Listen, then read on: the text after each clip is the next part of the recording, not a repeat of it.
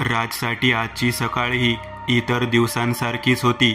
नेहमीप्रमाणे तो 7ला उठला, पटापट आवरून घेतलं आणि मग 8:30ला तो स्वतःच्या दुचाकीने ऑफिसला जायला निघाला. त्याचं ऑफिस घरापासून बरंच लांब होतं, त्यामुळं 9:30च्या ऑफिससाठी सकाळी 8:30 निघावंच लागायचं. तो पुण्याच्या मध्यवस्तीत असलेल्या सिंहगड रोडवर राहत होता, तर त्याचं ऑफिस विमाननगरला होतं. तो नेहमीप्रमाणे नदीकाठच्या रस्त्याने दुचाकीवरून मध्यम गतीने चालला होता. तितक्यात त्याच्या खिशात ठेवलेला फोन व्हायब्रेट झाला. त्याने इंडिकेटर देत गाडी रस्त्याच्या बाजूला घेतली आणि फोन उचलला. हॅलो, बोला जय. अरे पोचतच होतो ऑफिसला. राज म्हणाला. अरे ऐक, ऑफिसला नको येऊस, इन्कम टॅक्स डिपार्टमेंटला पोच. मी पण निघतो इथून.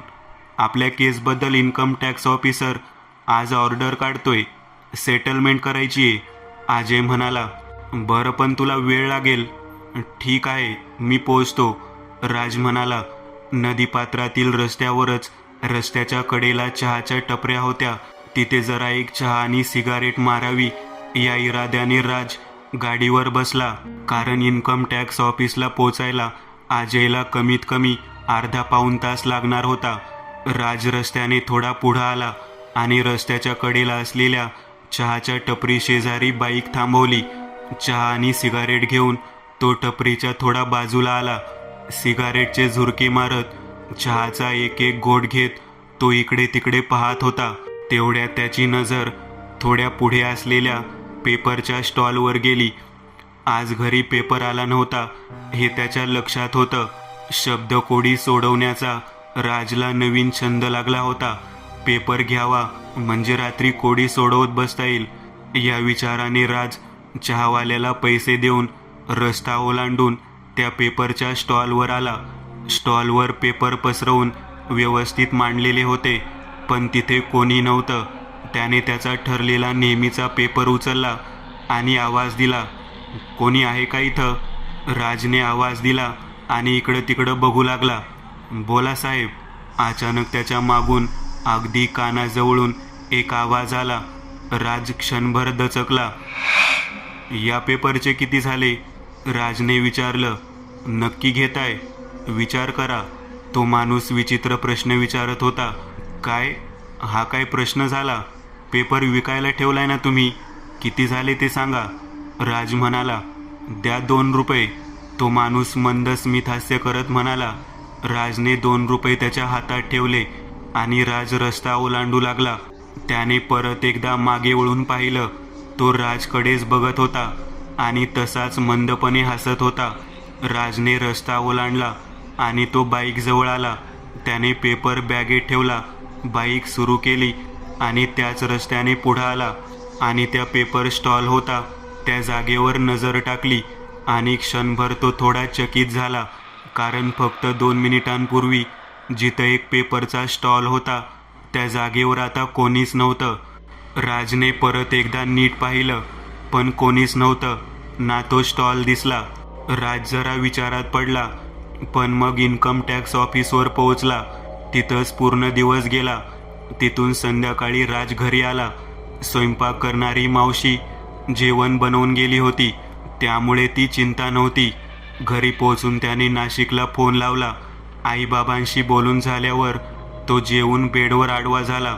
घड्याळात 9 वाजले होते. तो नेहमी 11ला झोपायचा.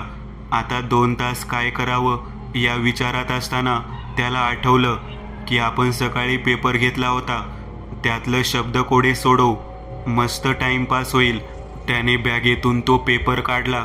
त्याने आतल्या पानावरचं शब्दकोड्याचं पान बाजूला काढलं आणि तो शब्दकोडे सोडवू लागला. पण एका शब्दावर येऊन मात्र त्याची गाडी अडली. सगळे शब्द सुटले होते, पण तो एक शब्द मात्र त्याला सुटत नव्हता. नुकतीच प्रसूती झालेली स्त्री असं त्या शब्दाचं वर्णन होतं. बराच वेळ विचार करता करता त्याचे डोळे जड होऊ लागले. त्याने तो एक शब्द अपुरा ठेवला आणि तो झोपला. पहाटेचे 4 वाजले असावेत.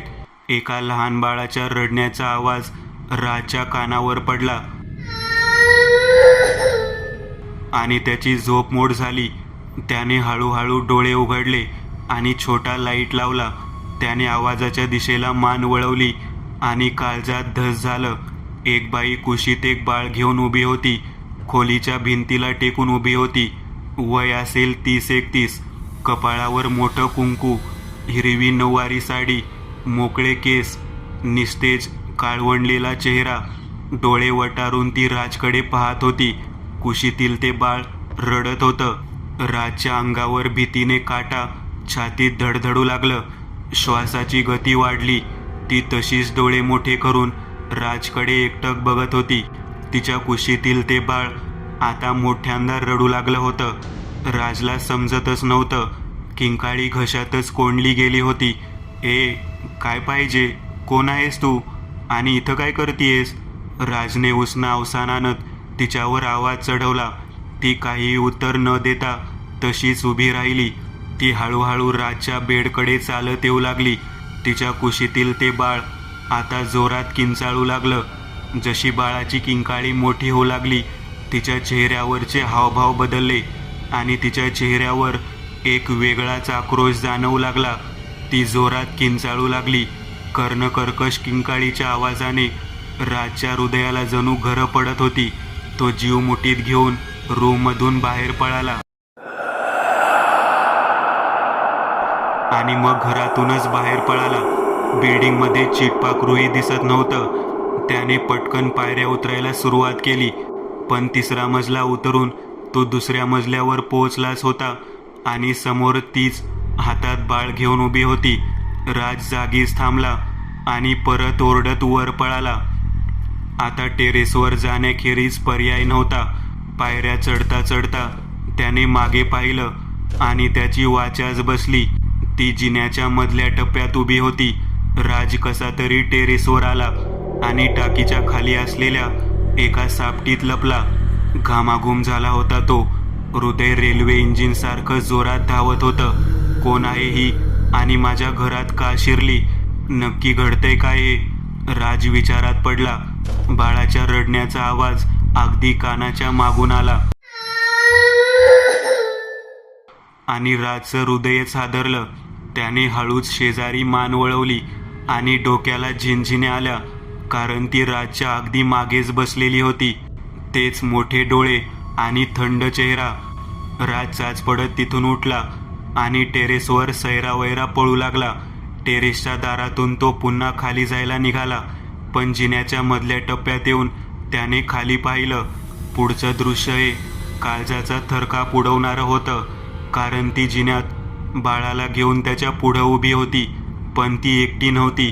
तिच्या मागे हुबेहूब तिच्याच सारख्या अनेक बायल्या जिन्याच्या प्रत्येक पायरीवर एक या हिशोबाने उभ्या होत्या. विभत्स दृश्य पाहून राजची पाचावर धारण बसली. त्याचं डोकं चक्रावून गेलं. तो 4 पावलं मागे सरकू लागला आणि त्या सगळ्या एका सुरात किंचाळू लागल्या. राजचे कान आणि डोकं दोन्ही सुन्न झाले. राजला ते दृश्य सहन झालं नाही आणि तो तिथेच बेशुद्ध होऊन पडला. सकाळी जाग आली तेव्हा राज त्याच्याच बेडरूममध्ये होता. राज ताडकन उठून बसला. रात्रीची घटना अजून ताजी होती. मी इथे कसा आलो? मी तर टेरेसवर बेशुद्ध होऊन पडलो होतो.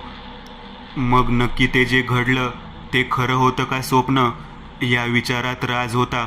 तितक्यात दाराची बेल वाजली. तो उठला. दार उघडलं. दारात दुधाची पिशवी होती. ती उचलली आणि कडीला अडकवलेला पेपर उचलून राज आत आला. पण हे काय? 4 दिवसापूर्वीच पेपरवाल्याने पेपर टाकायचं बंद केलं होतं. मग आज अचानक पेपर कसा टाकलाय? जाऊ दे, आपल्याला शब्दकोडी सोडवता येतील. या विचाराने राज तो पेपर घरात घेऊन आला. 8 वाजले होते. राज पटापट आवरून चहाचा कप घेऊन खुर्चीवर बसला. त्याने हातात पेपर घेतला आणि शब्दकोड्याचं पान काढलं. आज नवीन कोड्याखाली कालच्या शब्दकोड्याचं उत्तर होतं. जो शब्द राजला अडला होता तो होता ओली बाळांतीन. राजला तो शब्द वाचताच काल रात्रीची ती बाई आठवली आणि तिच्या कुशीत रडणारं ते मूल. त्या आठवणीने तो थरारला. कालच्या घटनेचा आणि या शब्दकोड्यातील अपूर्ण राहिलेल्या शब्दाचा काही संबंध तर नसेल. राजच्या मनात शंकेची पाल चुकचुकली. एकतर कालची घटना ही खरी होती की स्वप्न, यातच राजचा घोळ झाला होता. पण तितक्यात फोन वाजला आणि राज भानावर आला. घाई गडबडीत बॅग घेऊन तो ऑफिसला गेला. त्याच रस्त्यावरून जाताना त्याने कालच्या पेपर स्टॉलच्या जागी नजर टाकली, पण आज तिथं तो स्टॉल नव्हता, ना तो पेपरवाला. दिवसभर राज कामात व्यस्त होता. रात्री घरी पोहोचला. घर शांत होतं. रात्र झाल्यामुळे कालच्या रात्रीची भीती त्याच्या मनात दाटून आली होती. जेवण करून पुन्हा त्याने शब्दकोडे सोडवायला घेतलं. शब्दकोडे सोडवत आज देखील तो एका शब्दावर येऊन अडखळला. याचना करणारी या शब्दासाठीचा शब्द त्याला सापडत नव्हता. 11 वाजत आले होते. डोळे जड होऊ लागले होते. त्याने पेपर बाजूला ठेवला खरा, पण त्याआधी त्याने गुगलवर सर्च केलं देखील, पण त्याला तो शब्द मिळाला नाही. तो झोपी गेला. पण आज त्याची झोप सावध होती. किरकोळ आवाजाने देखील तो दचकून उठत होता. मध्ये मध्ये दाराजवळ आणि खोलीत कोणी दुसरं नाही ना, यासाठी लाईट लावून बघत होता. शेवटी 12 वाजता त्याला गाढ झोप लागली. 4 वाजले होते. रस्त्यावर कुत्र्याच्या कर्णकर्कश रडण्याच्या आवाजाने राजनची झोपमोड झाली. लघुशंकेची चाहूल लागली आणि तो बाथरूममध्ये गेला. बाथरूमचं दार बंद करून तो किचनकडे जाऊ लागला. फ्रीजमधून पाण्याची बाटली घेऊन त्याने फ्रीज बंद केलं. फ्रीजच्या मंद प्रकाशात त्याला किचनच्या अंधाऱ्या कोपऱ्यात कोणीतरी अंग चोरून बसला असल्यासारखं वाटलं. त्याने निरखून त्या कोपऱ्यात पाहिलं. तिथं खरंच कोणीतरी होतं. राजच्या अंगावर भीतीने काटा येऊ लागला. त्याने किचनमधला छोटा दिवा लावला आणि त्याचं हृदय बंद पडता पडता राहिलं. कोपऱ्यात एक जक्कड म्हातारी भिकारीन बसली होती. काळी कुट्ट फाटलेली साडी, फाटलेलं ब्लाऊज, केसांच्या जटा झालेल्या, काळवंडलेला सुरकुतलेला चेहरा, खोल गेलेले डोळे, हातापायाच्या काड्या झालेल्या. चेहऱ्याची हाडपण नजरेला जाणवत होती. "ए पोरा, भूक लागली रे, काहीतरी खायला दे की रे." घोगऱ्या विचित्र आवाजात ती राजला म्हणू लागली. राजचं काळीज तोंडाशी आलं होतं. तो भीतीने थरथरत एक एक पाऊल मागे सरकत किचनच्या बाहेर आला. ती कोपऱ्यातच बसून होती. चेहऱ्यावर एक मंद स्मित हास्य होतं. राज बाहेर आला आणि किचनचं दार बंद करून घेतलं. बाहेरच्या खोलीतून तो पळत बेडरूमकडे जाऊ लागला. त्याने किचनच्या बंद दाराकडे मागे वळून पाहिलं आणि परत मान समोर दिसणाऱ्या बेडरूमकडे वळवली. त्याच्या मेंदूला झिंझिण्या आल्या, कारण ती म्हातारी भिकारीन त्याच्या बाजूला असलेल्या भिंतीच्या कोपऱ्यात बसलेली होती. "बाळा, भूक लागली रे, खायला दे की रे काहीतरी. ए बाळा, 2 दिवस झाले काही खाल्लं नाही रे. भूक लागली रे. ए बाळा, दे की रे खायला." शब्दांचा रतीब घालत ती राजच्या जवळ रांगत येऊ लागली. हळूहळू तिच्या बोलण्याचा वेग वाढू लागला आणि आवाज पण मोठा होऊ लागला. राज पटकन बेडरूममध्ये शिरला. दार आतून बंद करून घेतलं. घामाने ओलाचिंब होऊन डोळे बंद करून तो धडधडतं हृदय सावरत दाराला खेटून उभा होता. तितक्यात समोर असलेल्या लाकडी कपाटाचं दार हळूहळू उघडताना दिसायला लागलं. राजची धडधड वाढली. अचानक ती जखड म्हातारी एकदम वेगाने धावत राजच्या दिशेने आली. राजच्या अगदी जवळ येऊन परत तेच म्हणू लागली. "ए बाळा, भूक लागली रे, खायला दे रे. ए बाळा, भूक लागली रे." तिने डोळे थोडे मोठे करत आता रागात ही वाक्य बडबडायला सुरुवात केली. राजने दार उघडलं आणि तो पळत घराच्या बाहेर आला.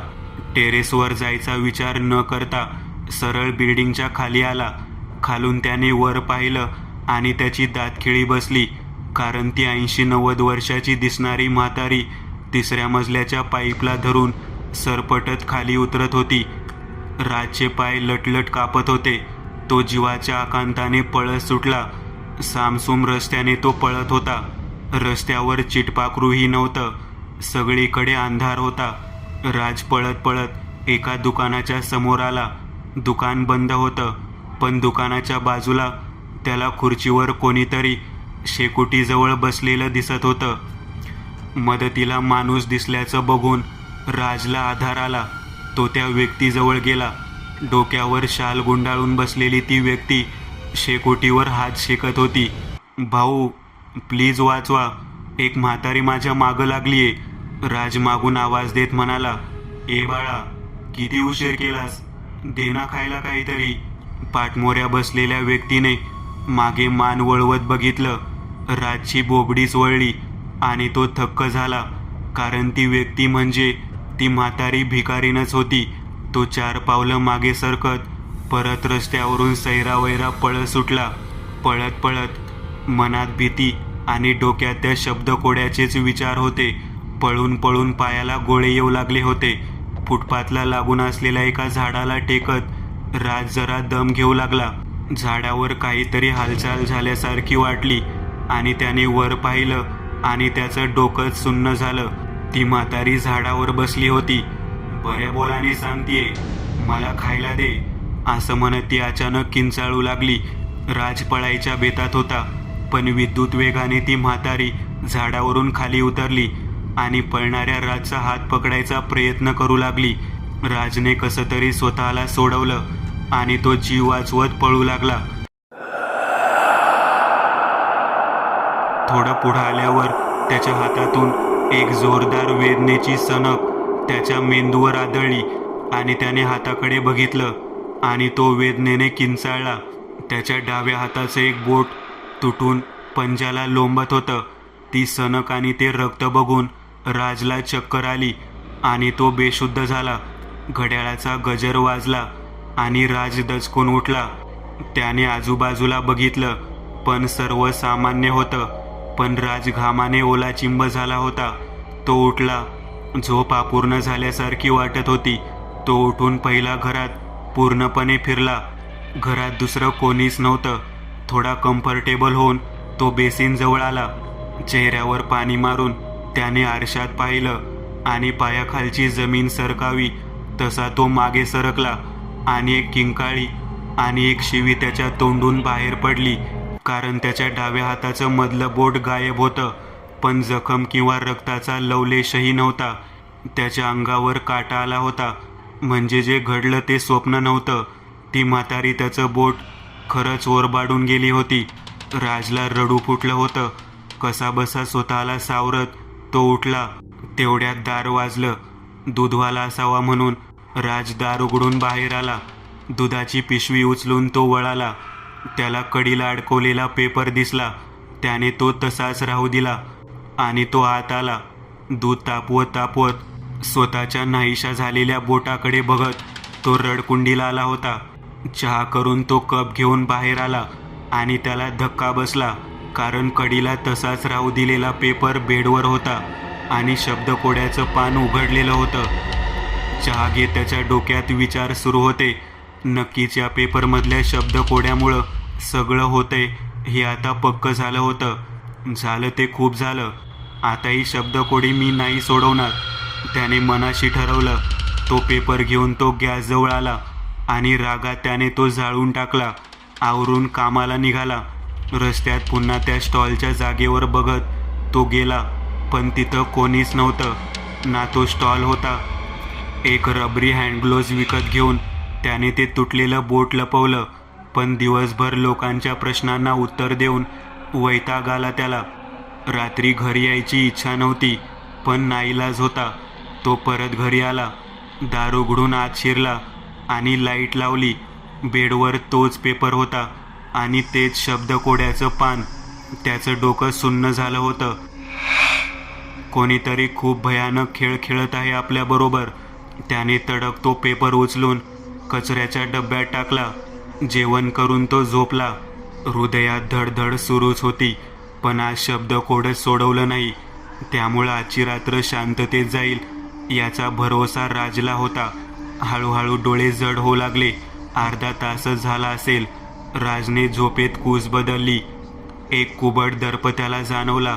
डोळे चोळत त्याने बाजूला असलेलं लाईटचं बटन दाबलं आणि खोलीतील दृश्य पाहून त्याचं काळीज तोंडाशी आलं. मेंदू सुन्न झाला, कारण खोलीत तो एकटा नव्हता.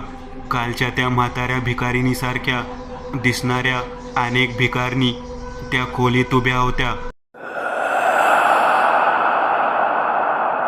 त्या खोलीत त्या सगळ्या दाटीवाटीने उभ्या होत्या, जणू काही तिच्याच अनेक प्रतिकृती वाटाव्यात. सगळ्यांच्या मळकट कपड्यांचा कुबट वास खोलीत पसरला होता. त्यांच्या चेहऱ्यावर भूक स्पष्ट दिसत होती, तोंडातून लाळ गळत होती. त्या सगळ्यांची नजर राजवर अशी खिळली होती, जणू काही राज हेच त्याचं आजचं भक्ष्य होतं. चेहरे अगदी स्तब्ध होते, कोणतेच हावभाव चेहऱ्यावर दिसत नव्हते. राजच्या पुढ्यात तोच पेपर पडला होता आणि शब्दकोड्याचं पान उघडलेलं होतं. त्याने जसं त्या पेपरकडे पाहिलं तशा त्या सगळ्या एक सुरात विवळू लागल्या. ए बाळा, खायला दे रे, खायला दे रे काहीतरी, भूक लागली रे बाळा. या आवाजाने राजचे कान आणि डोकं बधीर होऊ लागलं. त्याने पटकन पुढ्यातला तो पेपर उचलला आणि क्षणभरात त्या सगळ्या म्हाताऱ्या एकदम शांत झाल्या. राजने ते कोडं सोडवायला सुरुवात केली. जसजसा तो एक एक शब्द सोडवत होता तसतशी एक एक म्हातारी नाहीशी होऊ लागली. म्हणता म्हणता त्या सगळ्या नाहीशा झाल्या. आता खोलीत फक्त राज होता. हृदय अजूनही धडधडत होतं, पण आजी एक शब्द लिहायचा राहून गेला.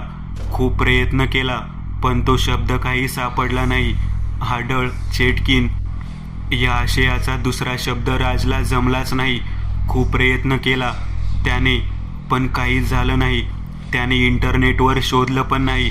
आज त्याने ती जागा रिकामी न सोडायचं ठरवलं आणि त्या आशयाला एक दुसरा शब्द, जो खरं तर त्या रकान्यात मावत नव्हता, तिथं लिहून टाकला. कदाचित आजची रात्र आपण सुटू असं राजला वाटलं होतं, पण तसं होणार नव्हतं. राजने पेपर बाजूला ठेवला आणि तो तसाच बसून राहिला. हळूहळू त्याचे डोळे जड होत होते, पण तरीही तो डोळे ओढून ताणून उघडे करत होता, कारण भीतीमुळे त्याने रात्र जागून काढायचं ठरवलं होतं. खोलीतला लाईट चालूच ठेवला होता आणि तो येणाऱ्या आपत्तीचे चिंतन करत बसला. आणि अचानक लाईट गेली. खोलीत अंधार पसरला. काही क्षणातच अंधार आला. राजचे डोळे सरावले होते आणि त्याच अंधारात राजला खोलीच्या समोरच्या कोपऱ्यात हालचाल जाणवली. कोणीतरी पाठमोरं उभं होतं. तितक्यात पायातलं पैंजण वाजल्याचा आवाज राजच्या कानावर पडला आणि त्याची झोप उडाली. त्याने निरखून पाहिलं. 5 फूट उंच, अंगावर काळी साडी, हातात बांगड्या, कमरेपर्यंत मोकळे सोडलेले केस आणि सडपातळ शरीरयष्टी असलेली ती कमरेत वाकलेली होती. पाठीला एक मोठं कुबड होतं. ती स्त्री हळू आवाजात विवळू लागली. त्या आवाजाने राजच्या काळजाचा थरकाप उडत होता. ती आता राजच्या दिशेने वळाली आणि खोलीच्या मध्यभागी येऊन विभत्सपणे नृत्य करू लागली. ते नृत्य बघून राज घामाने ओलाचिंब झाला होता आणि तितक्यात लाईट आली आणि उघडझाप करू लागली. राजने डोळे बंद केले आणि परत उघडले. आता खोलीत कोणी दिसलं नाही, पण तितक्यात राजच्या खांद्यावर काहीतरी ओलसर थेंब पडला. राजने वर छताकडे पाहिलं आणि भीतीने त्याची दातखिळी बसली, कारण ती छताला उलटी चिटकलेली होती. तिच्या तोंडातून लाळ गळत होती. थरथरत्या प्रकाशात राजने पाहिलं आणि अंगावर काटा उभा राहिला, कारण ती कोणी स्त्री नव्हती. ती एक जखीन होती. सुरकुतलेला आणि काळपट चेहरा. नाकाच्या जागी फक्त 2 भोक होती. डोळ्याच्या जागी नुसते 2 खड्डे होते. वेगाने राजच्या दिशेने धावत आली. राजच्या अगदी चेहऱ्यासमोर चेहरा आणून ती जोरात किंचाळू लागली. ती किंकाळी इतकी भयानक होती की राजच्या डोक्याला मुंग्या आल्या. हृदयाची धडधड वाढली. ती किंचाळत थोडी मागे सरकली आणि परत तशीच किंचाळत राजच्या अंगावर धावून आली. राजचा डावा हात तिने हातात धरला आणि हाताचा चावा घेतला. राजच्या मेंदूवर वेदनेची कळ इतक्या जोरात आदळली की क्षणभर मेंदूच बधीर झाला. त्याने त्याच अवस्थेत स्वतःच्या हाताकडे पाहिलं आणि राजच्या वेदनेची सल वाढली, कारण डाव्या हाताचा पंजा मनगटापासून वेगळा होऊन पडला होता. राजला रक्त बघूनच भोवळ आली होती. अंधारी येऊन तो बेडवर बेशुद्ध होऊन पडला. सकाळी घड्याळाचा गजर वाजला. राजने झोपेतच डाव्या हाताने तो बंद करण्यासाठी हात घड्याळाकडे सरसावला, पण घड्याळाचा स्पर्श मनगटाला झाला. राजने डोळे उघडले आणि डाव्या हाताकडे पाहिलं. त्याच्या काळजाला घरं पडावी तसा तो बिथरला, कारण डाव्या हाताचा पंजा गायब होता. काल एक बोट जसं गायब झालं होतं तसा तो पंजा गायब होता. जखम किंवा रक्ताचा कुठलाच लवलेश नव्हता. राजला एक गोष्ट समजली होती की आता हळूहळू मृत्यू त्याच्या जवळजवळ येत चालला आहे. त्याला रडू फुटलं होतं. आपण मेल्यावर आईवडिलांचं काय, इथपर्यंतचे विचार मनात येऊन तो खिन्न झाला होता.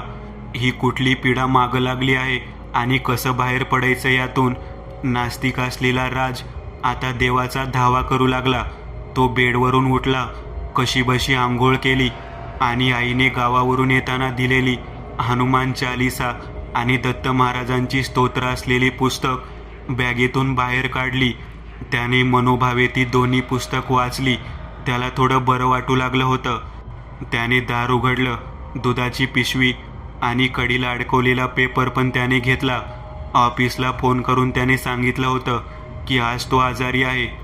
का कुणास ठाऊक, पण त्याच्यात अचानक एक वेगळीच हिंमत आली होती. तो पेपर हातात घेऊन त्याने कालच्या कोड्याचं उत्तर बघितलं. न सापडलेला शब्द होता, जखीन. त्याने नवीन कोड्याकडे पाहिलं आणि त्याच्या डोक्यात विचार आला, जे शब्द मी नाही सोडवू शकलो त्या शब्दाशी संबंधित पात्र माझ्या समोर उभी राहिली. आणि जेव्हा काल रात्री मी कोडं सोडवायला सुरू केलं तशा त्या म्हाताऱ्या एक एक करून नाहीशा झाल्या. म्हणजे या कोड्यातूनच मी या पिढेतून सुटू शकेन. राजने आता चंग बांधला की हे कोडं आज सोडवायचं म्हणजे सोडवायचंच. त्याने सर्वात आधी चहा घेतला आणि तो ते शब्द कोडं सोडवायला सुरुवात केली. आजचं कोडं थोडं अवघडच होतं. म्हणजे जर नाही सोडवू शकलो तर आज येणारं संकट हे जीवावर बेतणार हे नक्की. हे राजच्या लक्षात आलं. सगळे शब्द सोडवत जवळजवळ रात्र झाली होती. जेवण खाण विसरून त्याने ते कोडं सोडवत आणलं, पण एका शब्दावर येऊन तो अडला. भूत, प्रेतात्मा या आशयाचा तो शब्द काही केल्या राजला सुटला नाही. आत्मा, वेताळ, खैस असे शब्द तो आठवत राहिला, पण ते शब्द योग्यरित्या बसत नव्हते. म्हणता म्हणता 12 वाजून गेले. राज लाईट चालू ठेवूनच बराच विचार करत राहिला. दिवसभर शोधून इंटरनेटचा पॅक संपला होता. त्यामुळं आता त्याचाही आधार नव्हता. त्याला झोप येऊ लागली होती. नकळत त्याचा डोळा लागला. अर्धा तास झाला असेल. कसल्या तरी आवाजाने तो खडबडून जागा झाला आणि त्याच्या लक्षात आलं की लाईट गेली आहे. त्याला समजलं संकट घरात दाखल झाले. इतक्यात त्याची नजर समोरच्या भिंतीकडे गेली. अंधारात त्या भिंतीच्या वरच्या कोपऱ्यात काहीतरी हालचाल होत होती. जवळजवळ एका 4-5 फूट उंचीचं काहीतरी भिंतीच्या वरच्या कोपऱ्यात लटकल्यासारखं वाटत होतं. ते भिंतीवर उलटं लटकत छतावर माणसासारखं 2 पायावर चालत होतं. आणि तितक्यात लाईटची उघडझाप होऊ लागली आणि थरथर त्या दिव्याच्या प्रकाशात एक मन हिलावून टाकणाऱ्या आकृतीवर राजची नजर पडली. एक भयंकर असा दिसणारा तो जीव होता. पूर्ण त्वचा पांढरी पडलेली होती. डोका आणि चेहरा अगदी सपाट. लालबुंद डोळे, नाक, कान हे अवयव नव्हते. फक्त डोळे आणि तोंड. डोक्यावर केस नव्हते. चेहरा एखाद्या मानवी सापळ्यासारखा. हात गुडघ्यापर्यंत येत होते. पायाचे पंजे मागच्या बाजूला वळलेले होते आणि तोंडाच्या आतून सुईसारखे टोकदार दात. ते भयानक असं पिशाच राजकडे बघत गुरगुरू लागलं आणि त्याने राजच्या समोर उडी घेतली. तोंडातून लाल रंगाची चिकट लाळ गळत होती. हाताची टोकदार नखं शिवशिवत होती. राजकडे बघून ते एका भयंकर आवाजात किंचाळलं आणि राजच्या अंगावर झेप घेणार. पिशाच? हो, हाच तो शब्द. राजने पटकन बाजूला असलेला पेपर हातात घेतला आणि तो शब्द लिहून टाकला. ते पिशाच जागीच थांबलं आणि हवेत नाहीसं झालं. खोलीत शांतता पसरली. राजने सुटकेचा निश्वास टाकला. हृदयाची गती पूर्ववत झाली. घसा कोरडा पडला होता.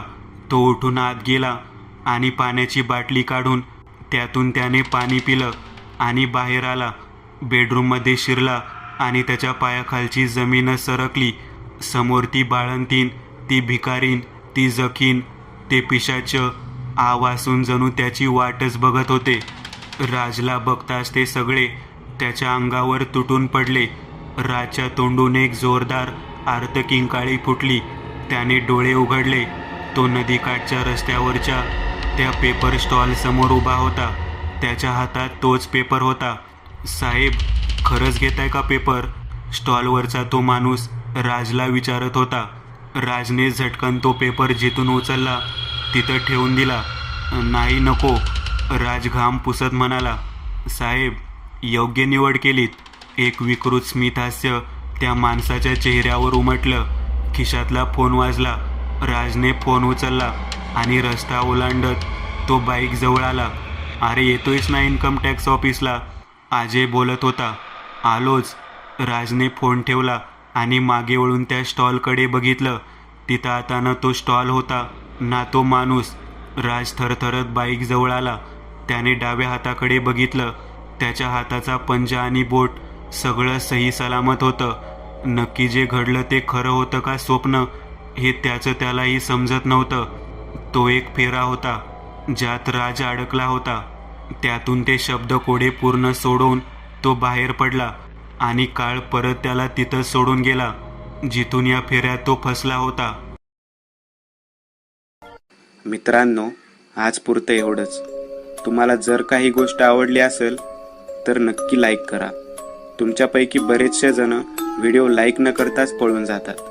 पण हा जर व्हिडिओ तुम्ही लाईक केला तर मला जरा बरं वाटेल आणि असेच भारी भारी व्हिडिओ बनवायची माझ्यात एनर्जी येईल. त्यामुळे नक्की लाईक करा.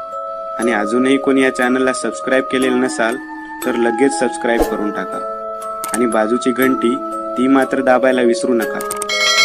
देवाची घंटी आहे ती. चला तर मग पुन्हा भेटूया अशीच एक आगळी वेगळी गोष्ट घेऊन पुढच्या